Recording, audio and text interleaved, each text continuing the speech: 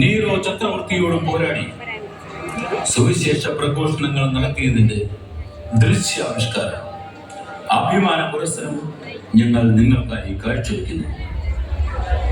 Zero Malabar കമ്മ്യൂണിറ്റിയുടെ 7ാമത് നാടകം ശിമയോൻ പത്രോസ്.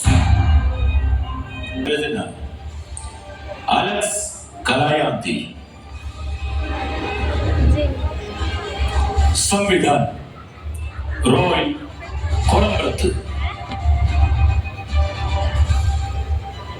ഞങ്ങളുടെ മുൻ നാടകങ്ങൾക്കെല്ലാം നിങ്ങൾ നൽകിയ അകമഴിഞ്ഞ പ്രോത്സാഹനത്തിനും പിന്തുണയ്ക്കും ഞങ്ങൾ ഹൃദയപൂർവ്വം നന്ദി രേഖപ്പെടുത്തുന്നു.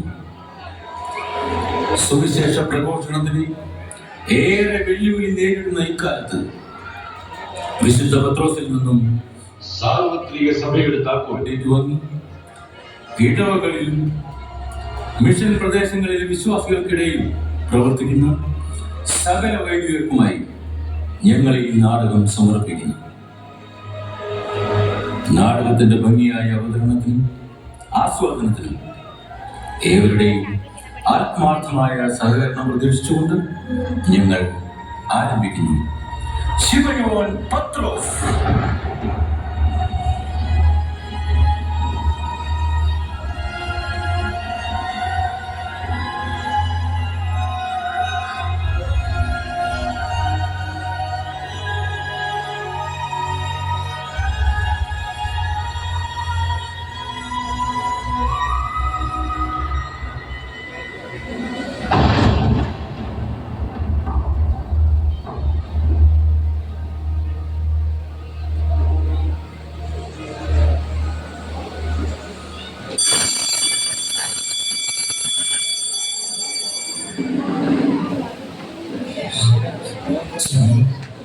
എത്ര നാളെങ്കിലും ഉച്ച കഴിഞ്ഞു. ഇനി നമുക്ക് സ്വഭാവങ്ങളിലേക്ക് മടങ്ങിപ്പോകാം. ഇപ്പോൾ പുറത്തിറങ്ങുന്നത് ആപത്താണ്.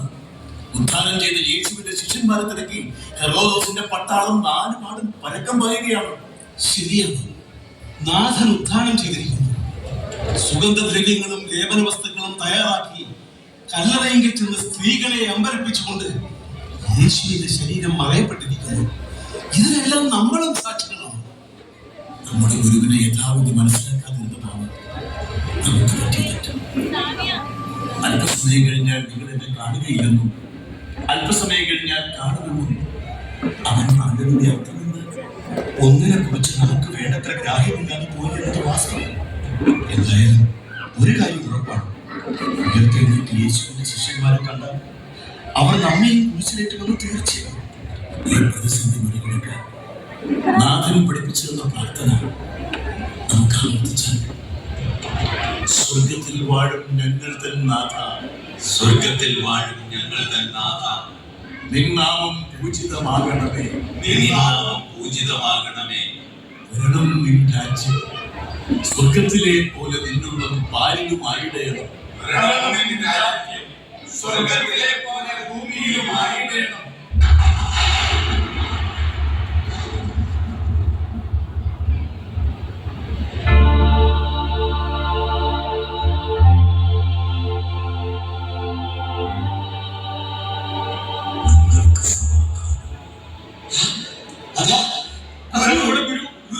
ഭയപ്പെടേണ്ട, ഞാൻ നിങ്ങളോട് കൂടെയുണ്ട്.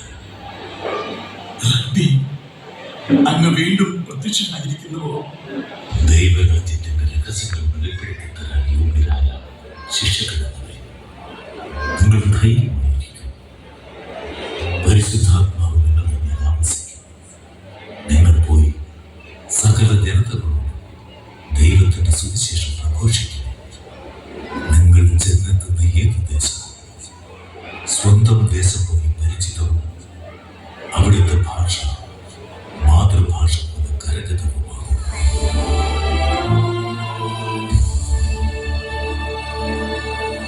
ഗുരു, ഇതാണ് എന്റെ പ്രിയ ശിഷ്യൻ ശിമയോൻ പത്രോസ്.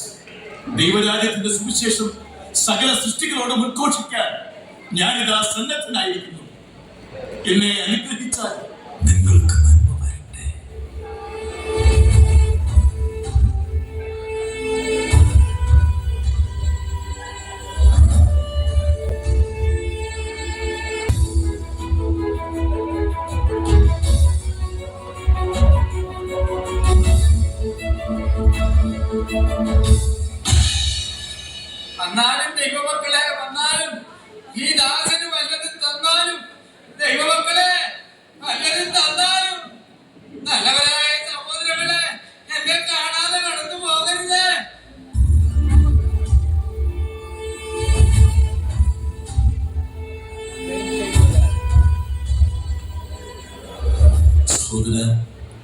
നിങ്ങൾക്ക് എന്നെ മനസ്സിലായില്ലേ?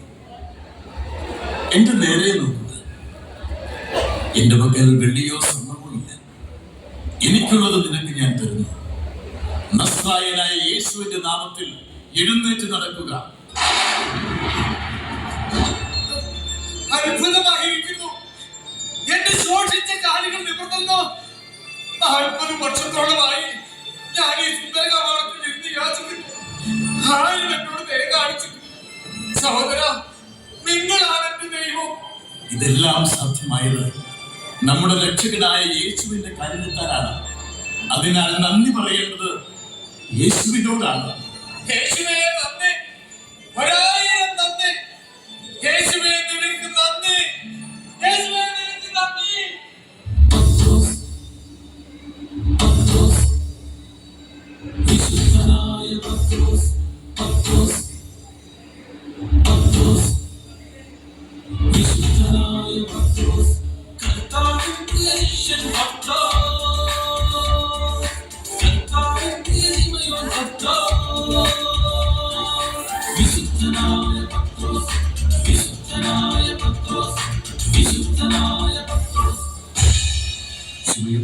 നമുക്കിപ്പോൾ തന്നെ ജെറുസലേമിൽ നിന്ന് തിരിച്ചു പോകണം.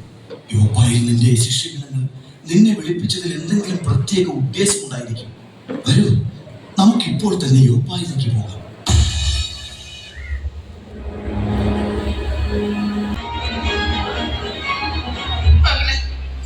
നീ ഞങ്ങളെ ഇട്ടിട്ട് പോയല്ലോ.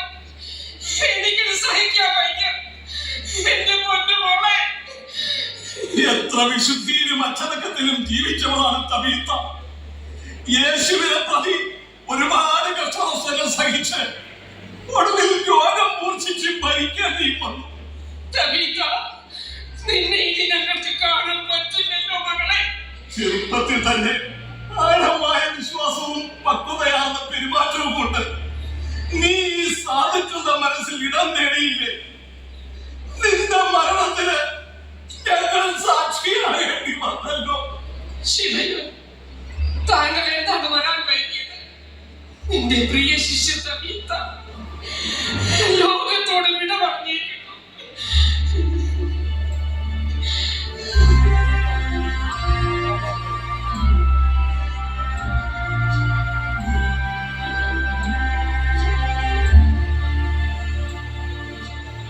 എന്തു പറഞ്ഞാണ് നിങ്ങളെ ആശ്വസിപ്പിക്കേണ്ടതെന്ന് എനിക്കറിഞ്ഞുകൂടാ. എങ്കിലും വിശ്വസിക്കുക. ശിവയോ, ഇതാ നോക്കിയാൽ കഴിഞ്ഞ ദിവസങ്ങളിൽ അവൾ തുന്നിയുണ്ടാക്കിയ മേലങ്കികളും പട്ടുവസ്ത്രങ്ങളുമാണ്. എത്ര സമർത്ഥയും ഉത്സാഹിയുമായിരുന്നു അവൾ. കർത്തവ്യങ്ങളെല്ലാം ബാക്കി വെച്ച് അവൾ എന്നേക്കുമായി പോയി.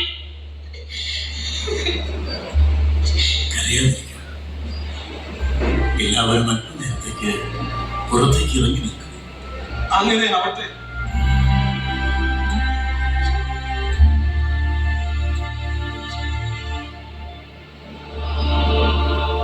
കരുണാമയനായ കർത്താവേ, യഹൂദർ അങ്ങയെ കല്ലെറിയുമെന്നറിഞ്ഞിട്ടും യൂദായിരത്തിൽ ലാസറിനെ ഉയർപ്പിച്ച സ്നേഹനിധിയായ എന്റെ കർത്താവേ, ഞാൻ ജീവനും പുനരുത്ഥാനവുമാകുന്നു.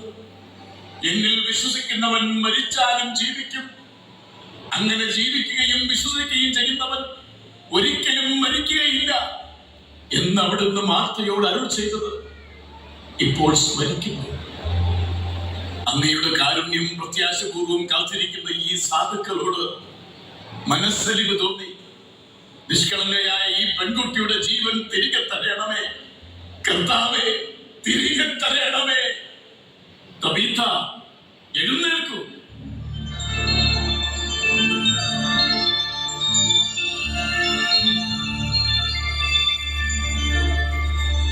സ്ത്രീകളെ, വന്ന് കാണുവിൻ. തബീത്ത ഉയിരോടിരിക്കുന്നു. അവൾ ജീവമായി ശ്വസിക്കുന്നു. എന്റെ നാഥൻ അവളെ മരിച്ചവരിൽ നിന്ന് ഉയർപ്പിച്ചു. അവിശ്വസനീയം. യേശുവേ, കരുണാസാഗരമേ, നിന്റെ മഹത്വം ഞങ്ങൾ ദർശിച്ചല്ലോ. അടിയങ്ങൾ ഇതാ പ്രണമിക്കുന്നു. തബീത്ത മോളെ, എന്റെ പൊന്നു മോളെ തബീത്ത. അവളുടെ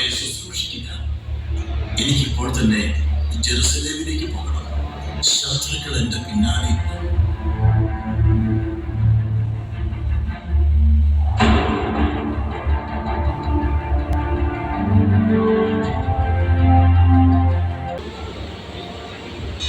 അവിടുന്ന് വിശ്രമിച്ചാലും മഹാരാജൻ. സുശക്തമാണ് നമ്മുടെ പട്ടാളം. അവർ പാളയം വിട്ടിറങ്ങി ജെറുസലേമിന്റെ 4 അതിർത്തികളിലും നിലയുറപ്പിച്ചിട്ടുണ്ട്. നമ്മുടെ സൈന്യബലത്തെ ചെറുത്ത് നിൽക്കാൻ തക്ക സമരവീര്യമുള്ള ഒരുത്തൻ പോലും ശിഷ്യന്മാരുടെ ഇടയിൽ ശേഷിച്ചിട്ടില്ല. ജെറുസലേമിലും യോപ്പായിലും ലിഡായിലും സമരിയായുള്ള പ്രദേശങ്ങളിലും ഒരു കൂട്ടം വിശ്വാസികൾ നടത്തിവരുന്ന പ്രക്ഷോഭത്തെ അടിച്ചമർത്താതെ ഹെറോദോസിന് വിശ്രമമില്ല. കേവലം ഒരു തച്ചന്റെ മകനായി പിറന്ന് രാജാവിനും നിയമങ്ങൾക്കും വിധേയനാകാതെ ദൈവദൂഷണം പറഞ്ഞ് ഊരി ചുറ്റി നടന്ന ഒരു വ്യാജ പ്രവാചകൻ യേശു, ദൈവത്തിന്റെ മിശിഹ, നമ്മൾ വധിച്ച യോഹന്നാന് ശേഷം പുനർജനിച്ച കള്ള പ്രവാചകൻ, എവിടുന്നോ വന്ന എങ്ങോട്ടോ പോയ ഒരു യേശുവിനെ സാക്ഷീകരിക്കാനും പിൻചൊല്ലാനുമായി കുറെ ശിഷ്യന്മാർ. ഉയർത്തെഴുന്നേറ്റ് യേശുവിന്റെ മഹത്വം പാടി നടക്കുന്ന ചെമ്മരിയാട്ടിൻ കൂട്ടങ്ങൾ. വിധ്വംസക പ്രവർത്തനങ്ങൾക്ക് നേതൃത്വം കൊടുക്കുന്ന വിപ്ലവകാരികളിൽ പ്രധാനി കഫർനാമിൽ നിന്നുള്ള കേവല മുക്കുവനായ ശിമയോൻ ആണെന്ന് അറിയാൻ കഴിയും. പത്രോസ് എന്ന അപരനാമമുള്ള ഇയാൾ പാലസ്തീന മുതൽ ഇസ്രയേൽ ആകമാനം ചുറ്റി നടന്ന് ജനങ്ങളെ സംഘടിപ്പിച്ചുകൊണ്ട് യേശു പ്രവർത്തിച്ച അതേ കാര്യങ്ങൾ ആവർത്തിക്കുന്നു. അവന്റേതായ ഒരു ശിഷ്യ സമൂഹം ഇപ്പോൾ രൂപം പ്രാപിച്ചു കഴിഞ്ഞിരിക്കുന്നു. അപകടകാരിയായ ശിമിയോനെ പിടികൂടാത്തതുണ്ട്. ചോദിച്ചത് കേട്ടില്ലേ? യോഹന്നാൻ മുതൽ ശിമിയോൻ വരെ നാളുകളായി യഹൂദ ജനത്തെ ഇളക്കി വിട്ടുകൊണ്ട് നമ്മുടെ ഉറക്കം കെടുത്തുന്നു. ആ സൂത്രശാലിയെ ഒതുക്കിയില്ലേ ജനങ്ങൾ വ്യർത്ഥമായ കാര്യങ്ങൾ വിഭാവനം ചെയ്ത് രാജാക്കന്മാർക്കും മത നേതാക്കന്മാർക്കും എതിരെ തിരിയും. ഒരു രാജ്യത്തെ പൗരൻ എന്ന നിലയിൽ രാജാവിന് വിധേയനാവുകയും രാജകൽപ്പനകളെ മാനിക്കുകയും ചെയ്യണം. അല്ലാത്ത പക്ഷം രാജ്യദ്രോഹിയായി മുദ്ര കുത്തപ്പെടും. മോശയുടെ ന്യായപ്രമാണത്തിലെ ശുദ്ധീകരണ ആചാരങ്ങൾ, യാഗങ്ങൾ, പരിച്ഛേദനം ഇവയിലുള്ള ഭിന്നിപ്പ് മൂലം സഭാ നേതാക്കന്മാരുടെയും മതപുരോഹിതന്മാരുടെയും ഇടയിൽ വിദ്വേഷം വളർന്നിരിക്കുന്നു. എന്ത് അധികാരത്തിലാണ് ശിഷ്യന്മാർ ഇതൊക്കെ ചെയ്തു കൂട്ടുന്നത്? രാജകീയ നിയമങ്ങൾക്ക് വിരുദ്ധമായി ദൈവിക നിയമങ്ങൾ പ്രസംഗിക്കപ്പെടുന്നു. മോശയുടെ ന്യായപ്രമാണങ്ങളെ കാറ്റിൽ പറത്തിക്കൊണ്ട് യേശുവിന്റെ നിയമങ്ങൾ അടിച്ചേൽപ്പിക്കുന്നു. ദൈവരാജ്യം എന്ന പുതിയ ഭാവനകൾ മെനഞ്ഞ് ജനങ്ങളെ വശംവദരാക്കുന്നു. പാരമ്പര്യമായി നമ്മൾ ആരാധിക്കുന്ന ദേവീ ദേവന്മാരുടെ വിഗ്രഹങ്ങൾ തച്ചുടയ്ക്കപ്പെടുന്നു. ഇതനുവദിച്ചുകൂടാ. ആക്രമണത്തിന് തക്ക സമരവീര്യമുള്ള ആരും തന്നെ വിശ്വാസികളുടെ ഇടയിൽ ഇപ്പോൾ ശേഷിച്ചിട്ടില്ല. സ്റ്റെഫാനോസ് അതിദാരുണമായി കൊല്ലപ്പെട്ടു. ശിഷ്യന്മാരിൽ പ്രധാനി യാക്കോബും വധിക്കപ്പെട്ടു കഴിഞ്ഞിരിക്കുന്നു. ഇനി ഭയക്കേണ്ടത് ആ മുക്കുവൻ ശിമയോനെയാണ്. സ്റ്റെഫാനോസിന്റെ മരണം നമുക്ക് നേട്ടമാണ്. ഈ അവസരം മുതലാക്കി പാലസ്തീനായിലെ യഹൂദരെയും വിശ്വാസികളെയും തമ്മിൽ തെറ്റിക്കണം. മതസ്പർദ്ധ വളർത്തണം. മതഭ്രാന്ത് മൂത്ത് യഹൂദരും വിശ്വാസികളും തമ്മിലടിച്ച് മരിക്കട്ടെ. ശിമയോൻ പത്രോസിനെ കണ്ടുകിട്ടിയിരിക്കുന്നു. അനുവാദം കാത്തു നിൽക്കേണ്ട ആവശ്യമുണ്ട്. പിടിച്ചു കെട്ടിക്കൊണ്ടുവരൂ ആ രാജ്യദ്രോഹിയെ. ആദ്യം യാക്കോബ്, പിന്നെ ഇപ്പോൾ ശിമയോനും.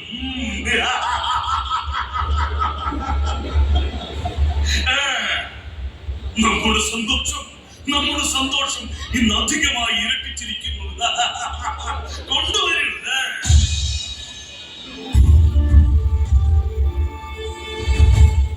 ഇവൻ ശിമയോൻ, ക്രിസ്തുവിന്റെ ശിഷ്യന്മാരിൽ പ്രധാനി, കഫർനാമിലെ ഏതോ മുക്കുവ കുടുംബത്തിൽ നിന്നുള്ളവൻ, കൂടാതെ മഹാശല്യക്കാരനും രാജ്യം മുഴുവനുള്ള യഹൂദർക്കിടയിൽ ഒരു പ്രക്ഷോഭകാരിയുമാണെന്ന് അറിയാൻ കഴിയും. ഇവനെ വിസ്തരിക്കുന്ന പക്ഷം ഇവനെതിരെയുള്ള ആരോപണങ്ങൾ അങ്ങേക്ക് വ്യക്തമായി ബോധ്യപ്പെടുന്നതാണ്. നീയാണല്ലേ യഹൂദരുടെ രാജാവെന്ന് സ്വയം പുകഴ്ത്തി നടന്ന ആ യേശുവിന്റെ പ്രിയ ശിഷ്യൻ ശിമയോൻ പത്രോസ്? വഴിതെറ്റിയ ആട്ടിൻപറ്റങ്ങളെ നേരെയാക്കാൻ പോന്ന അജപാലകൻ അല്ല എന്ന് പറഞ്ഞാൽ നിങ്ങൾ എന്നെ വെറുതെ വിടുമോ? ചെയ്യുന്ന കുറ്റകൃത്യങ്ങൾ എന്തൊക്കെയാണെന്ന് നിനക്ക് വല്ല ബോധമുണ്ടോ?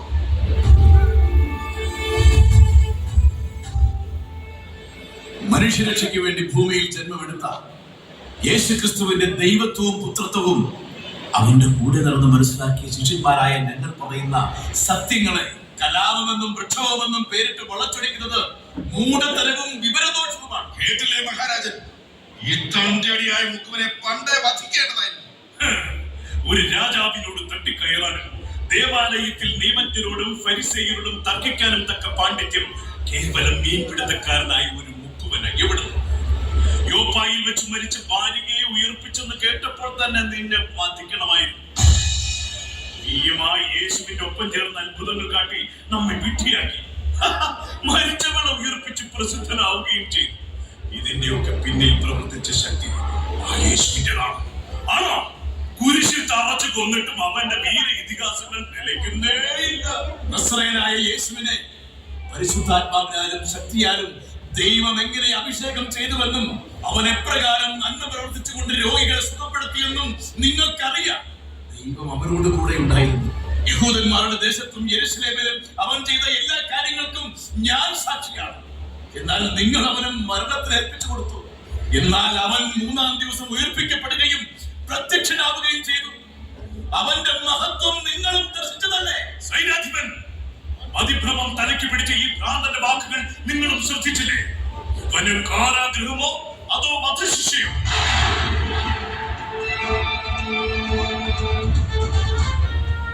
മഹാരാജൻ, കാരാഗൃഹത്തിൽ അടയ്ക്കുന്നതാണ് ഉത്തമം. ഇപ്പോൾ കുളിപ്പില്ലാത്ത അപ്പത്തിന്റെ തിരുനാൾ നടത്തിയിരിക്കുന്നു. തൽക്കാലം വധശ്രമം ഒഴിവാക്കാം. സൈന്യാധിപൻ പറഞ്ഞത് ഉചിതമാണ്. സേവകരെ, ഇവനെ കാരാഗൃഹത്തിൽ അടയ്ക്കുക. 4 ഭടന്മാർ വീതമുള്ള 4 സംഘങ്ങളായി ഇവന് കാവൽ നിൽക്കട്ടെ. പരസ്യ വിചാരണ നാളെ പുലർച്ചെ.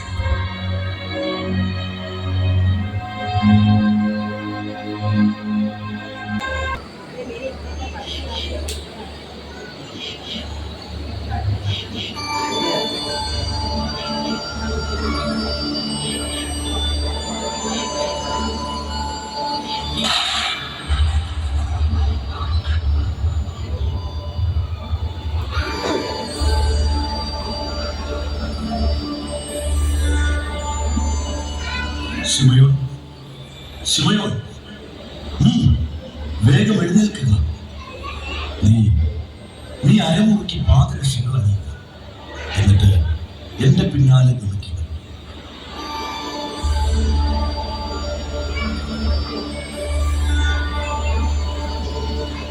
ഞാൻ മയക്കത്തിലായിരുന്നപ്പോൾ ആരാണ് എന്റെ അടുത്ത് വന്നത്? ഓ ദൈവമേ, ഞാൻ സ്വപ്നം ദർശിച്ചതായിരുന്നു. പക്ഷേ ഞാനിട്ട് സുന്ദരനായിരിക്കുന്നുവല്ലോ. ചിന്തിച്ചു നിൽക്കാൻ സമയമില്ല. എത്രയും പെട്ടെന്ന് പുറത്ത് കിടക്കണം. ആ ജയിലിൽ പുറത്തു കിടക്കും.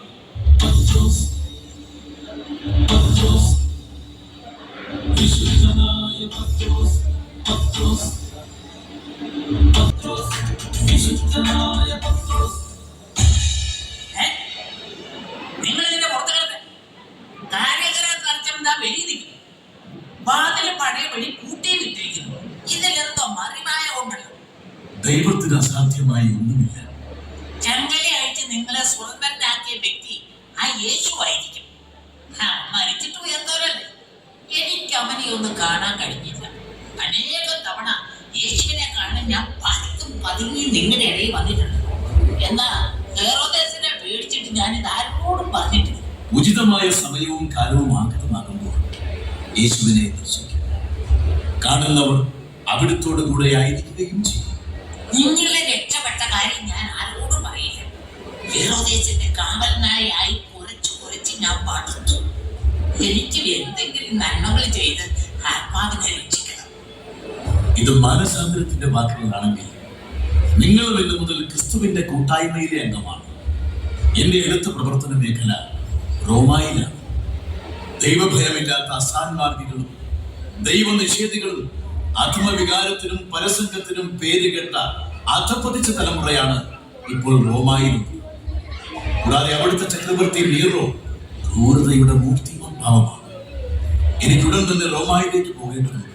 എങ്കിൽ വരൂ ശിമയോൻ, പുറത്തേക്കുള്ള മാർഗം ഞാൻ കാണിച്ചു തരാം.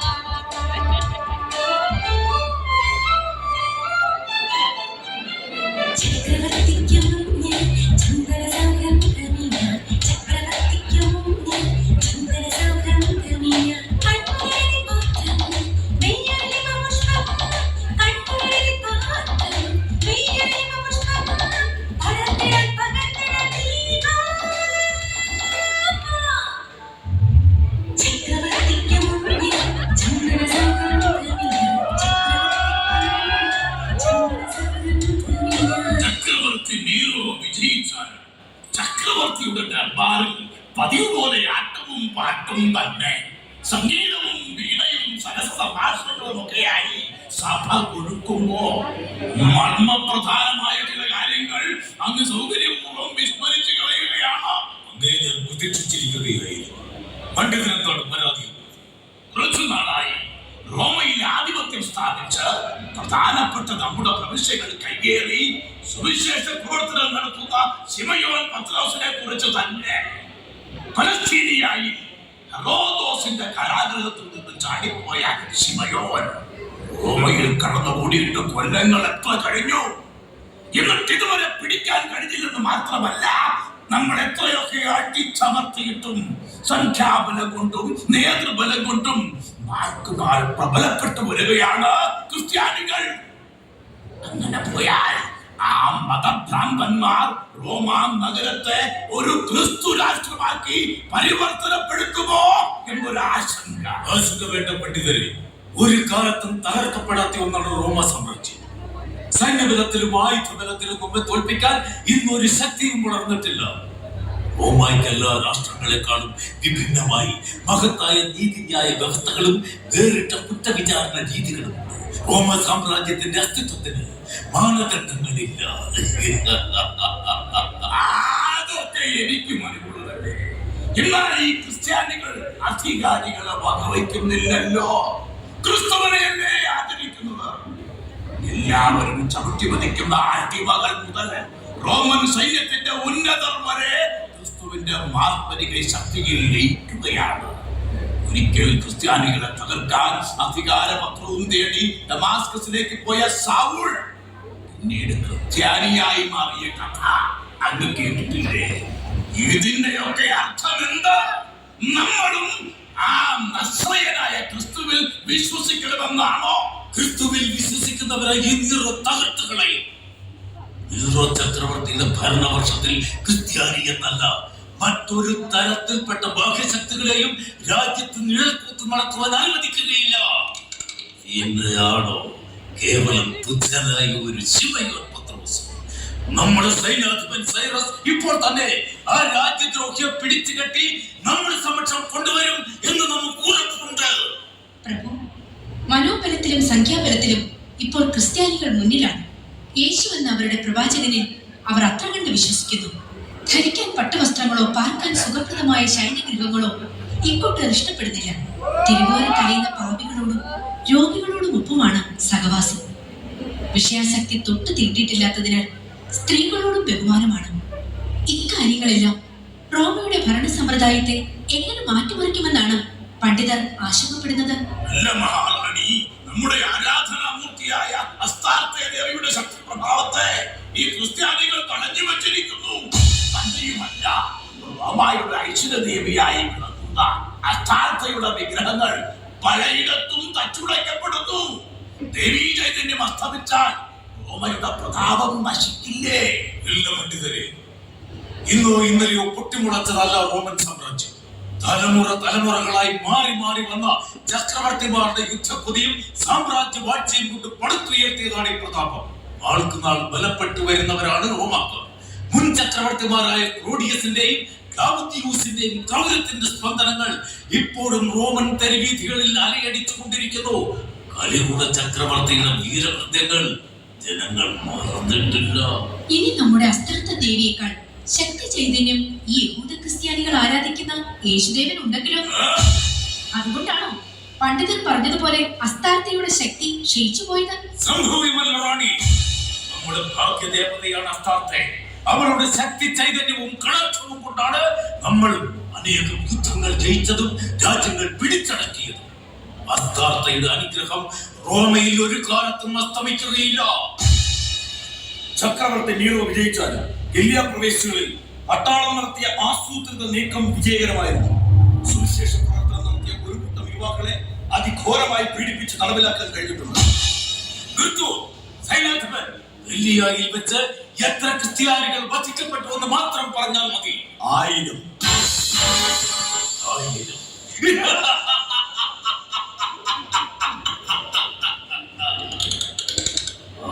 ക്രിസ്ത്യാനികൾ വധിക്കപ്പെട്ടു. സന്തോഷാതിരേകത്താൽ നമുക്ക് കവിതകൾ വരുന്നു. അങ്ങ് എന്നോട് ക്ഷമിക്കണം. ഇത്തരം ചപലതകൾ കണ്ടു നിൽക്കാനുള്ള മനസാന്നിധ്യം നമുക്കില്ല. അനവസരത്തിൽ വിവേകശൂന്യനായി കുട്ടിക്കവിതകൾ ചൊല്ലി സ്വന്തം മാന്യതയും മഹത്വവും നഷ്ടപ്പെടുത്തുന്നു. അവിടുന്ന് റോമൻ സാമ്രാജ്യത്തിന്റെ അന്തസ്സിന് തന്നെ കളങ്കം ചാർത്തുന്നു. ചക്രവർത്തിയെ വിമർശിക്കുന്നത് ഒട്ടും ഉചിതമല്ല റാണി.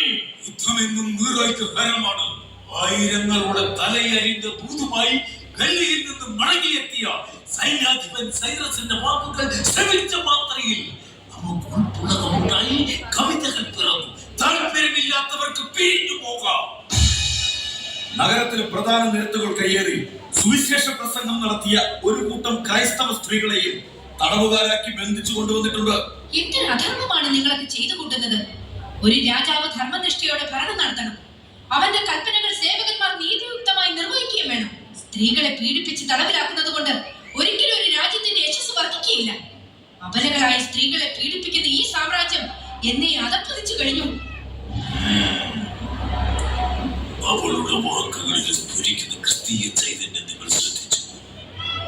ക്രിസ്തുവിന് വേണ്ടി വാദിക്കുന്ന എല്ലാവരെയും, അത് നമ്മുടെ പത്നിയാണെങ്കിൽ പോലും കഠിനമായ മർദ്ദനമുറകൾ ചുമത്തി അവരെ നാട് കടത്തിയിരിക്കും. നീറോ ചക്രവർത്തിയമ്മ ക്രൂരതയുടെ മുഖമുദ്രയാണെന്ന് ആണ് ലോകം പറയണം. നമ്മുടെ പേര് കേട്ടാൽ അയൽ രാജ്യങ്ങൾ വിറയ്ക്കും. നീറോ ചക്രവർത്തിയമ്മ റോമൻ സാമ്രാജ്യമെന്നാണ്. നാമാണ് റോം. റോം എന്നാൽ നാമാണ് നീറോ.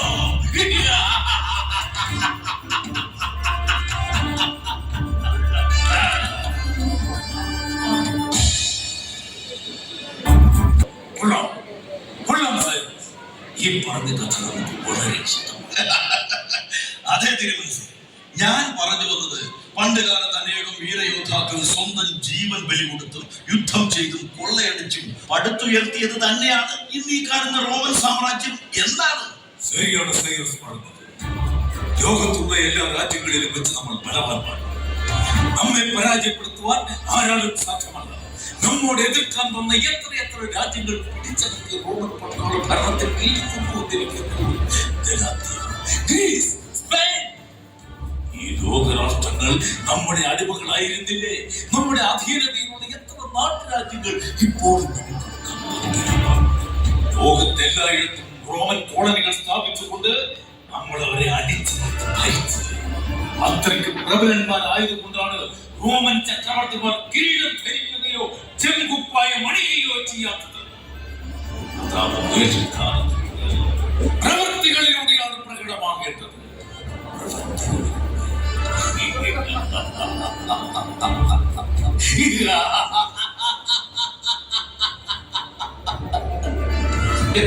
ശരിയാണ് തിരുമനസേ. എന്നിരുന്നാലും സഖ്യം ചേരുന്നവർക്ക് നമ്മൾ ഗുണകാംക്ഷകളാണ്. സമീപിക്കുന്നവരെ ഉപേക്ഷിക്കുകയുമില്ല. സൗഹൃദത്തിലായ എത്ര സൈന്യ തലവന്മാരെ നാട്ടുരാജാക്കന്മാരായി വായിച്ചിട്ടുണ്ട്. കീഴടങ്ങി മാപ്പ് പറയുന്നവരെ നിരുപാധികം വിട്ടയക്കാറുമുണ്ട്. ഇതെല്ലാം റോമയുടെ മാത്രം പ്രത്യേകതയാണ്. എന്നിട്ടും ഇതൊന്നും അറിയാത്ത വിഡ്ഢികളാണോ ഇവിടുത്തെ ക്രിസ്ത്യാനി? നീറോ ചക്രവർത്തിയുടെ സൗകര്യത്തിൽ നിന്ന് ഓടിക്കാതെ വീണ്ടും കരുത്താർച്ചു ഒരു നസറായന്റെ അനുയായികൾ എന്ന് പറഞ്ഞ് രാജ്യത്തിനകത്തും പുറത്തും വിഘടന പ്രവർത്തനങ്ങൾ നടത്തുന്നു. നാൾക്ക് നാൾ സംഖ്യാബലം വർദ്ധിച്ച് ഒറ്റക്കെട്ടായി ഒരു സമൂഹമായി മുന്നേറുന്നു. സുവിശേഷം പ്രചരിപ്പിക്കുന്ന ഒരുത്തനെ പോലും നമ്മുടെ രാജ്യത്ത് പ്രവേശിപ്പിക്കുവാൻ പാടില്ല. നിയമം ലംഘിച്ചാൽ അതിന്റെ പരിണിത ഫലം അതികഠോരമായിരിക്കും. അങ്ങയുടെ കൽപ്പന പോലെ പട്ടാളത്തെ 4 ദിക്കിലും വിന്യസിച്ചിട്ടുണ്ട്. കഴിഞ്ഞ ദിവസം നഗരാതിർത്തിയിൽ കയറി സുവിശേഷ പ്രവർത്തനം നടത്തിയ ഒരു ക്രിസ്ത്യാനെ ബന്ധിച്ചു കൊണ്ടുവന്നിട്ടുണ്ട്. ആ യുവാവിനെ നാം ഒന്ന് വിസ്തരിക്കട്ടെ. കൊണ്ടുവരും. യുവാക്കളുടെ ഇടയിൽ പോലും ക്രിസ്തു ഒരു ലഹരിയായി മാറിക്കഴിഞ്ഞിരിക്കുന്നു. നാം ദൈവതുല്യനായ ചക്രവർത്തിയാണ്. നമ്മെ ആരാധിക്കേണ്ടതിന് പകരം എവിടെയോ ജനിച്ച ഒരു ക്രിസ്തുവിനെ ആരാധിക്കുന്നു. മഹാരാജൻ, ഇവൻ സിമയോൻ പക്ഷക്കാരനായ ക്രിസ്ത്യാനികളിൽ ഒരുവനാണ്. പരിശുദ്ധാത്മാവ്, അഭിഷേകം എന്നൊക്കെ പറഞ്ഞ് വിചിത്രമായ ചില ഭാഷകളിൽ സംസാരിക്കുന്നു. ആളുകൾ ഇതിനെ വിടാതെ പിന്തുടരുന്നു. നീ ഒരു ക്രിസ്ത്യാനിയാണ്. അതെ, എന്തൊരു ധിക്കാരം! നീറോ ചക്രവർത്തിയുടെ മുന്നിൽ നിന്ന് ക്രിസ്ത്യാനി എന്ന് അവകാശപ്പെടാൻ നിനക്കെന്തൊരു ധൈര്യം വന്നു? ഞങ്ങൾക്ക് വിപ്ലവ വീര്യം പകർന്നു തന്ന നായകൻ ശിമയോൻ പത്രോസ് ഇപ്പോൾ എവിടെയാണുള്ളത്? എനിക്കറിയില്ല. എന്റെ നായകൻ ക്രിസ്തുവാണ്.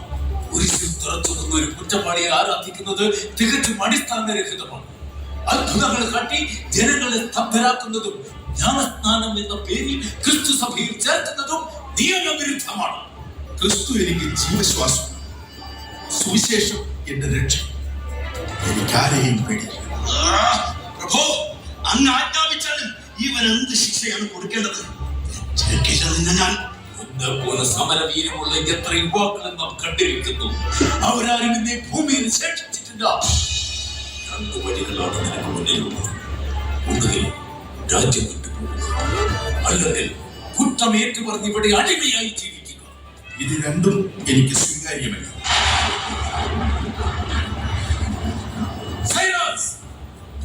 ഈ പരദേശിയ ചാട്ടവാറന്റെ അഭിഷേകം എങ്ങനെയെന്ന് അറിയിച്ചു കൊടുക്കുക. മരിക്കുവാണെന്നതിന് പ്രഹരിക്കുക. നിനക്ക് ശിവയോൻ പത്രോസ് എവിടെയാണെന്ന് അറിയില്ലേ? അറിയില്ല.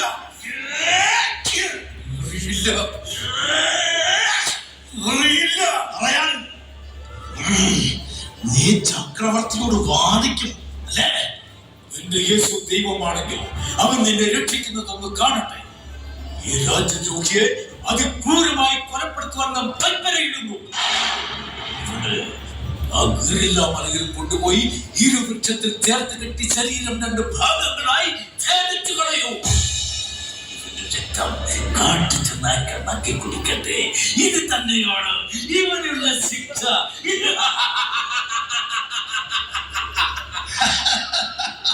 ആജ്ഞ പോലെ നടക്കണം. അങ്ങനെ ഒരു ക്രിസ്ത്യാനി യുവാവ് കൂടി സമാപ്തമായിരിക്കുന്നു.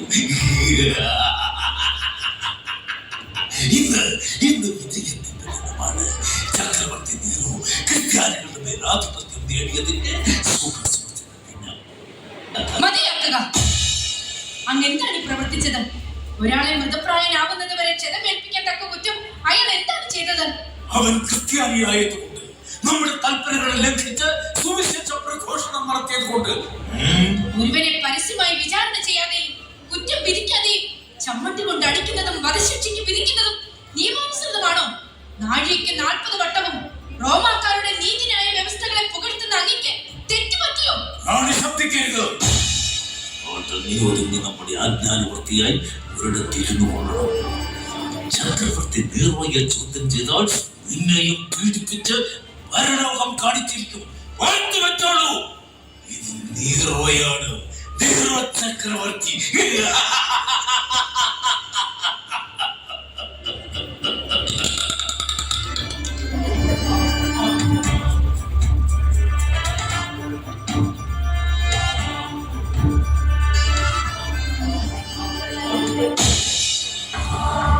ഞാൻ ഈ ഭവനത്തിലായിരിക്കുന്നിടത്തോളം കാലം ഓർമ്മപ്പെടുത്തൽ വഴി നിങ്ങളെ ഉണർത്തുന്നത് ഉചിതമാണെന്ന് കരുതുന്നു. കൂടാരത്തിൽ നിന്നുള്ള എന്റെ വേർപാടിന്റെ സമയം അടുത്തിരിക്കുന്നു. എന്റെ വേർപാടിന് ശേഷവും നിങ്ങൾ ഈ കാര്യങ്ങൾ ഓർക്കാൻ ഞാൻ വേണ്ടത് ചെയ്യാം. ശിമയോൻ, താങ്കൾ എന്താണ് എഴുതിക്കൊണ്ടിരിക്കുന്നത്? യേശു ക്രിസ്തു ലോകത്തോട് പറഞ്ഞ ദിവ്യ വചസ്സുകൾ അപ്പസ്തോലനായ ഞാൻ മുഖാന്തരം ദൈവമക്കൾക്ക് പകർന്നു കൊടുക്കേണ്ട കാര്യങ്ങൾ. ശിമയോൻ, നിങ്ങൾ കുറച്ചു സമയം വിശ്രമിച്ചാലും ഓടി നടന്നുള്ള പ്രവർത്തനങ്ങളും പാത്തും പതുങ്ങിയുള്ള ജീവിതവും ദിനചര്യകളും നിങ്ങളുടെ ആരോഗ്യത്തെ പാടെ ക്ഷയിപ്പിച്ചു. പ്രത്യക്ഷത്താലുള്ള അനാരോഗ്യത്തെ കണക്കിലെടുക്കരുത്. എന്റെ ഉള്ളിലുള്ളവൻ ശക്തനാണ്. തന്റെ മഹത്വത്തിലേക്കും ഔന്നത്യത്തിലേക്കും നമ്മെ വിളിച്ച യേശുവിനെ പറ്റിയുള്ള പൂർണ്ണമായ അറിവിലൂടെ നമ്മുടെ ജീവിതത്തിനും പ്രവർത്തനങ്ങൾക്കും ആവശ്യമായ ദൈവിക ശക്തി അവൻ പ്രദാനം ചെയ്യുന്നു. പുറത്ത് അങ്ങേക്കായുള്ള തിരച്ചിൽ പുരോഗമിക്കുകയാണ്. അഗ്നിബാധയുടെ കാരണങ്ങൾ ക്രിസ്ത്യാനികളുടെ തലയിൽ കെട്ടിവെച്ചുകൊണ്ട് ചക്രവർത്തി നീറോ കടുത്ത മർദ്ദനങ്ങൾ അടിച്ചുവിടുകയാണ്. നമ്മുടെ ആൾക്കാർ അധികവും പിടിക്കപ്പെട്ടു കഴിഞ്ഞു. വിശ്വാസികളെ പീഡിപ്പിച്ചുകൊണ്ട് ചക്രവർത്തി രസിക്കുന്നു. കരുതലോടെ ഇരിക്കണം. വരുന്ന നാളുകളിൽ അധികം പുറത്തേക്ക് ഇറങ്ങുന്നു. ഒരു വിശ്വാസിയെ സംബന്ധിച്ചിടത്തോളം ധീരമായ മരണം ഏറ്റുവാങ്ങുക എന്നത് അനിവാര്യമാണ്. സഹോദരങ്ങൾ, ചുറ്റുപാടും നടക്കുന്നവയെ കുറിച്ച് ആകുലരാകരുത്. നിങ്ങളുടെ വിളിയും തിരഞ്ഞെടുപ്പും ഉറപ്പാക്കുന്നതിൽ ഉത്സാഹിക്കുവിൻ. നമ്മുടെ കർത്താവും രക്ഷകനുമായ യേശു ക്രിസ്തുവിന്റെ അനശ്വരമായ രാജ്യത്തിലേക്ക് അനായാസം നിങ്ങൾക്ക് പ്രവേശിക്കുകയും ചെയ്യാം. യേശു ക്രിസ്തുവിന്റെ രാജ്യത്തിൽ ഞങ്ങൾക്കും പങ്കുകാരാണ്. ഞങ്ങളുടെ വിശ്വാസത്തെ ഉച്ചത്തിൽ പ്രഘോഷിക്കുവാൻ ഞങ്ങളെ പ്രാപ്തരാക്കണം. അനാദിയിൽ ദൈവം സർവനാശത്തിൽ നിന്ന് നോഹയെയും കുടുംബത്തെയും പേടകത്തിലാക്കി ജലത്തിലൂടെ സംരക്ഷിച്ചതിന് സദൃശ്യമായി ജ്ഞാനസ്നാനത്തെ അങ്ങ് സ്ഥാപിച്ചല്ലോ.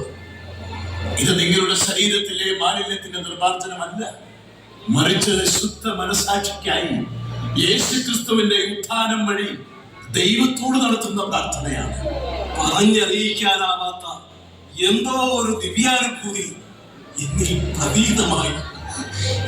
എനിക്കും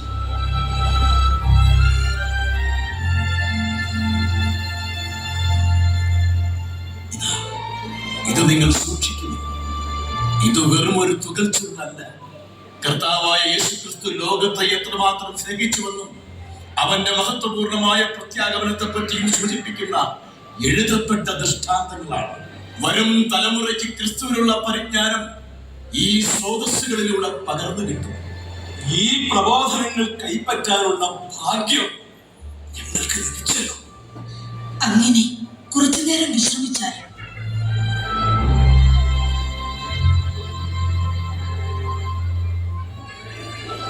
ശിമയോൻ, വേഗം വേഗം ഇറങ്ങി ഇവിടെ നിന്നും രക്ഷപ്പെട്ടോളൂ. സൈറാസിന്റെ സേനകൾ അതാ മലഞ്ചെരുവിലൂടെ ഇവിടെ ലക്ഷ്യമാക്കി വരുന്നു. എത്രയും പെട്ടെന്ന് നിങ്ങൾ ഇവിടെ നിന്നും പോകണം. അവരെ താവളം കണ്ടെത്തി കഴിഞ്ഞിരിക്കുന്നു. നേരാണല്ലോ. ഇങ്ങനെയാണെങ്കിൽ ഇവിടെ നിൽക്കുന്നത് ഒട്ടും പന്തിയല്ല. ആരും ഭയപ്പെടരുത്. പട്ടാളക്കാരെ സധൈര്യം നേരിടാനാണ് ഞാൻ ഒരുങ്ങുന്നത്. അയ്യോ അരുതേ, അങ്ങേ അവർ ബന്ധിച്ചുകൊണ്ട് പോകുന്നത് കാണാൻ എനിക്ക് ശക്തിയില്ല. ശരിയാണ് അവർ പറഞ്ഞത്. ചിലപ്പോൾ ആ ദുഷ്ടന്മാർ അങ്ങനെ കൊല്ലുക തന്നെ ചെയ്യും. പറഞ്ഞു നിൽക്കാൻ നേരമില്ല. രക്ഷപ്പെടാൻ ഒരുപാട് വഴികളുണ്ട്. ശരി, നിങ്ങളുടെയൊക്കെ ആഗ്രഹമുണ്ടാണെങ്കിൽ ഞാനിതാ പോകുന്നു. അങ്ങനെ പിരിയാൻ ദൈവം ഞങ്ങൾക്ക് ഇടവരുത്തിയല്ലോ. യാത്ര പറഞ്ഞതിൽ ആവശ്യം ഒട്ടും തന്നെയില്ല. രക്ഷപ്പെട്ടോളൂ, രക്ഷപ്പെട്ടോളൂ.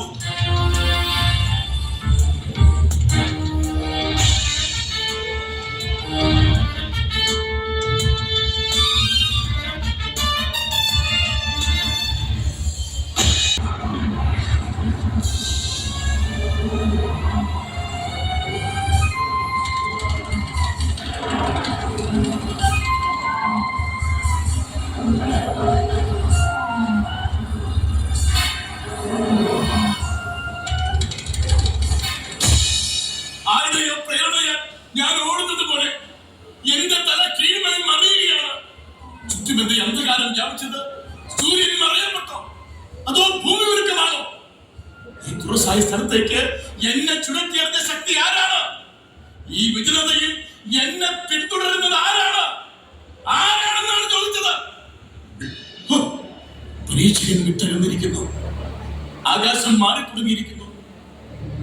ഈ പ്രഭാപൂരിതമായ വെളിച്ചം എവിടെ നിന്ന്? കണ്ടി ചിന്നിപ്പോകുന്നു. ആരോ ഒരാൾ ഇങ്ങോട്ട് വരുന്നുണ്ടല്ലോ.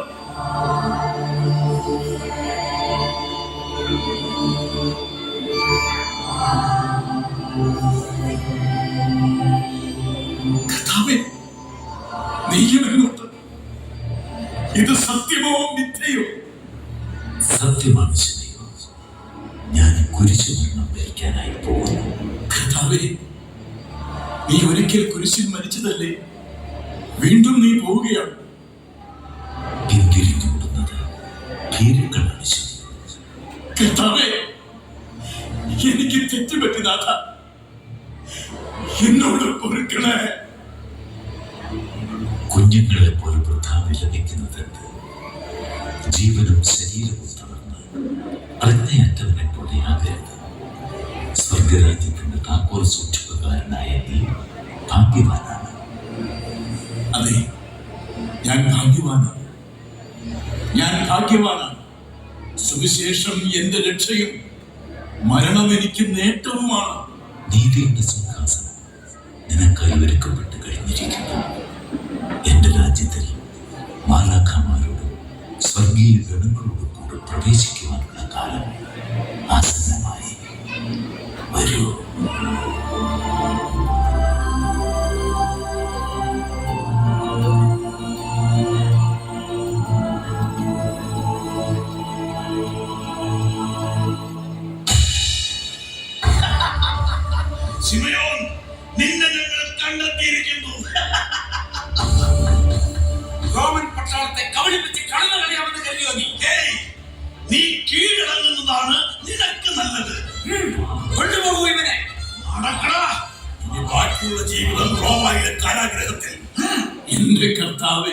തുറക്കടാ.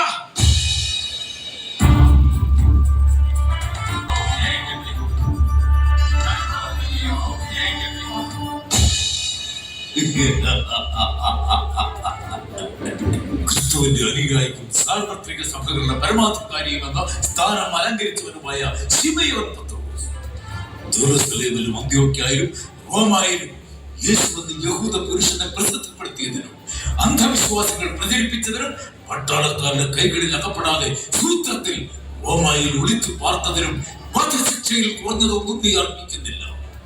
കൂടാതെ അടുത്ത കാലത്ത് റോമായിൽ അരങ്ങേറിയ വൻ അഗ്നി ദുരന്തങ്ങൾക്ക് പിന്നിൽ ക്രിസ്ത്യാനികളുടെ ഭീകരവാദ പ്രവർത്തനങ്ങളാണെന്ന് വ്യക്തമായി കഴിഞ്ഞിരിക്കുന്നു. യാദൃശ്യവശാൽ ബന്ധപ്പെട്ട ദുരന്തങ്ങൾ ക്രിസ്ത്യാനികളുടെ മേൽ കെട്ടിവെക്കുന്നത് കൊണ്ട് അങ്ങേക്ക് എന്ത് നേട്ടമാണ് ഉണ്ടാവുക? ക്രിസ്തു പഠിപ്പിച്ചത് പ്രതികാരത്തിന്റെ മാതൃകയല്ല, സ്നേഹമാണ്. എപ്പോഴോ കുരിശിൽ മരിച്ച ഒരു യഹൂദന്റെ മഹിമ വർണ്ണിക്കാൻ നിനക്ക് തെറ്റിയില്ല. എന്റെ നാഥൻ മരിച്ചിട്ടില്ല, ഉയർത്തെഴുന്നേറ്റ് എന്നേക്കും ജീവിക്കുന്നവനാണ്. പാലസ്തീനായിൽ 10-35 വർഷങ്ങൾക്ക് മുമ്പ് മരിച്ചു മണ്ണടിഞ്ഞ യേശുവിന് ദൈവിക പരിവേഷം കൊടുക്കുന്നത് കുറ്റകരമാണ്. ദൈവിക പരിവേഷം എന്തിന്? അവൻ തന്നെയാണ് ദൈവം, അവൻ തന്നെയാണ് സത്യം. വർഷങ്ങളോളം കാരാഗ്രഹത്തിലെ കൊടിയ പീഡനങ്ങൾക്ക് വിധേയനാക്കിയിട്ടും നീ ക്രിസ്തുമാർഗത്തിൽ നിന്നും പിന്തിരിയാതെ ഉറച്ചു തന്നെ നിൽക്കുന്നു. എല്ലാം നഷ്ടപ്പെട്ടിട്ടും സമചിത്തതയോടെ വാദിക്കുന്നു. ഇന്ന് നിന്നെ വധിച്ചാൽ നാളെ ക്രിസ്ത്യാനികളുടെ അവസ്ഥ എന്താകും? ജെറുസലേമിൽ നിന്ന് പകർന്നു കിട്ടിയ പരിശുദ്ധാത്മാവിനെ ഞാൻ ലോകം മുഴുവൻ പ്രഘോഷിപ്പിച്ചു. ലക്ഷക്കണക്കിന് ആളുകൾ അത് ശ്രമിക്കുകയും അവന്റെ രക്ഷ സ്വീകരിക്കുകയും ചെയ്തു കഴിഞ്ഞിരിക്കുന്നു. നീ ഒരു രാജ്യദ്രോഹിയാണെന്ന് ഇതിനോടകം തെളിഞ്ഞിരിക്കുന്നു. അവസാനമായി നിന്റെ ആഗ്രഹം എന്താണ്? എന്റെ ഗുരുവിനെ പോലെ മരിക്കാൻ ഞാൻ യോഗ്യനല്ല. ആ കാരണത്താൽ എന്നെ തലകീഴായി ക്രൂശിക്കണം. നിന്റെ ആഗ്രഹം പോലെ തലകീഴായി ക്രൂശിക്കുവാൻ നാം ഉത്തരവിടുന്നു.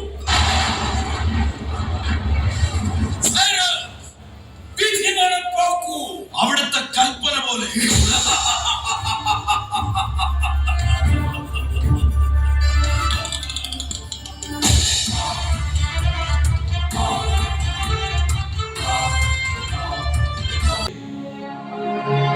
ഹൃദയസ്പർശിയായ അടുത്തൊരു രംഗത്തോടുകൂടെ ഈ നാടകം ഇവിടെ പൂർണ്ണമാവുകയാണ്.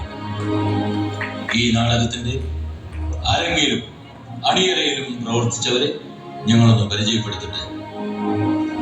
യേശു, ആൻസൺ റാഫേൽ, വിശുദ്ധ പത്രോസ്, ജോസ് എന്നൽ, മഹാറാണി മിസ്സിസ് ആൻസി വിൻസെന്റ്,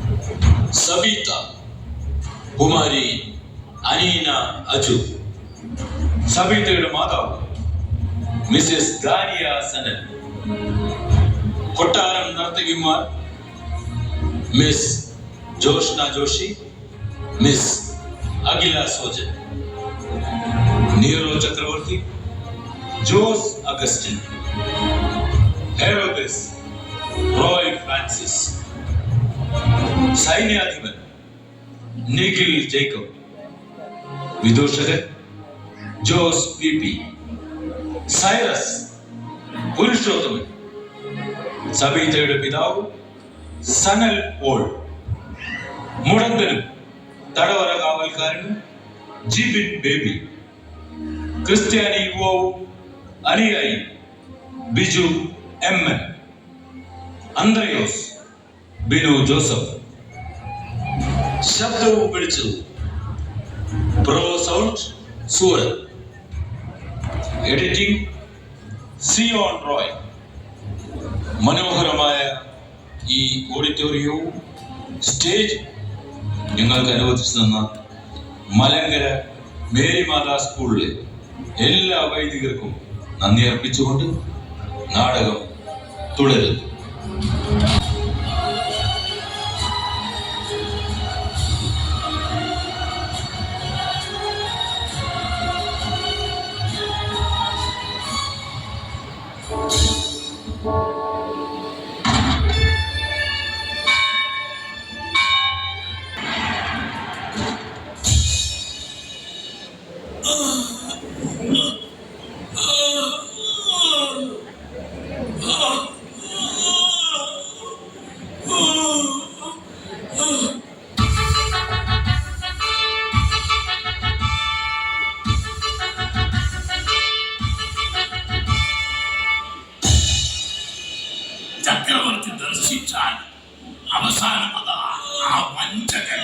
ഒരു മരക്കുരിശിൽ അത്യന്തം കഷ്ടത അനുഭവിച്ച് തല കീഴായി കിടന്നു കേടുന്നു.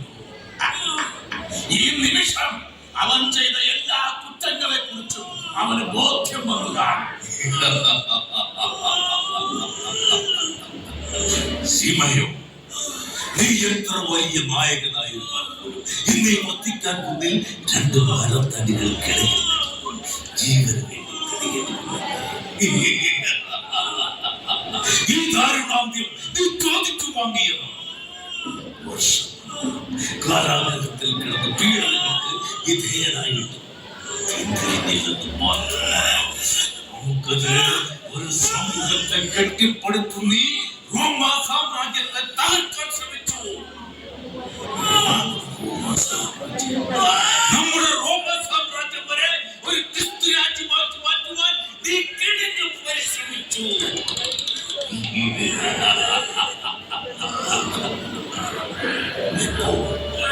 ഇപ്പോൾ എല്ലാം സമാപ്തമായിരിക്കുന്നു. രക്തം വാർന്നിഞ്ചിഞ്ചായി മരിക്കുമ്പോഴേ ദൈവതുല്യനാണെന്ന് നാളെ എല്ലാ ക്രിസ്ത്യാനികളും അറിയട്ടെ. എല്ലാ ക്രിസ്ത്യാനികളും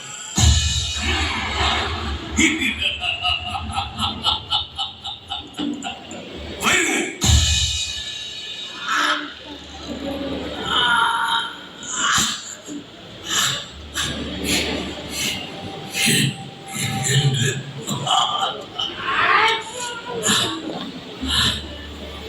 ജീവിതാന്തി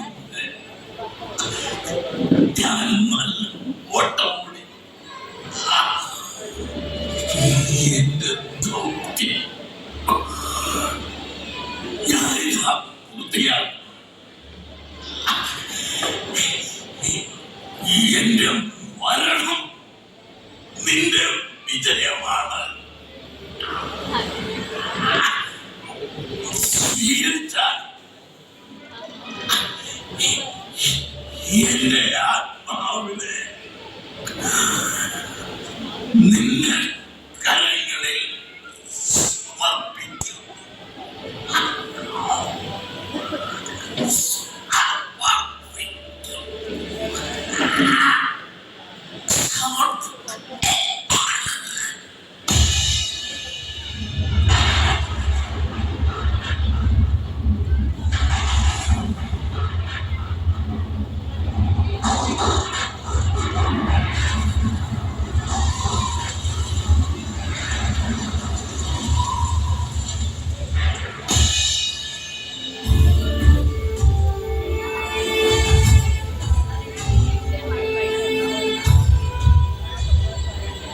ശിമയോൻ പത്രോസ്, ഈ വിധം മൃഗീയമായി നിങ്ങളെ കുരിശിലേറ്റെടുത്ത പാപം നിങ്ങൾ എന്താണ് ചെയ്തത്? ക്രിസ്ത്യാനിയായതാണ്. ഒരു നീതിമാനെ പതിച്ച കളങ്കം ചക്രവർത്തിയിൽ നിന്നും റോമൻ സാമ്രാജ്യത്തിൽ നിന്നും നീങ്ങിപ്പോകട്ടെ. കർത്താവായ യേശു ഞങ്ങൾക്ക് മാപ്പ് തരട്ടെ.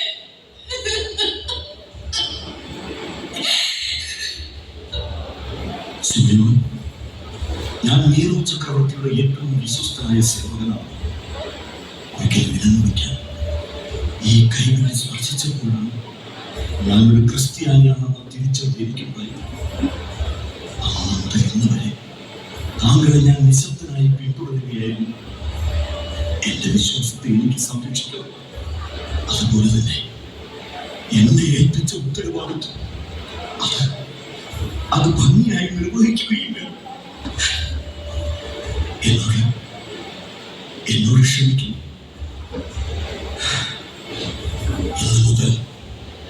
ഇന്നു മുതൽ ഞാനും യേശുവിന്റെ വഴിയെ. ശിമയോൻ പത്രോസ്, നിങ്ങളെ ഈ കൈകൊണ്ട് കുരിശിലേക്ക് വരും തലമുറ എന്നെ പത്രോസിന്റെ ഘാതകനെന്ന് മുദ്ര കുത്താതിരിക്കട്ടെ. റോമൻ സാമ്രാജ്യത്തിന്റെ വീരനായകൻ എന്ന എന്റെ അധികാരവും പദവിയും ഞാൻ ഈ കുരിശിച്ചുകൊണ്ട് ഉപേക്ഷിക്കുന്നു. സൈറസ് എന്ന ഞാൻ ഇന്നു മുതൽ ശിമയോന്റെ പിൻഗാമിയായി പ്രവർത്തിക്കും. ഇത് സത്യം, സത്യം. കർത്താവായ യേശു നമ്മളെ അനുഗ്രഹിക്കട്ടെ.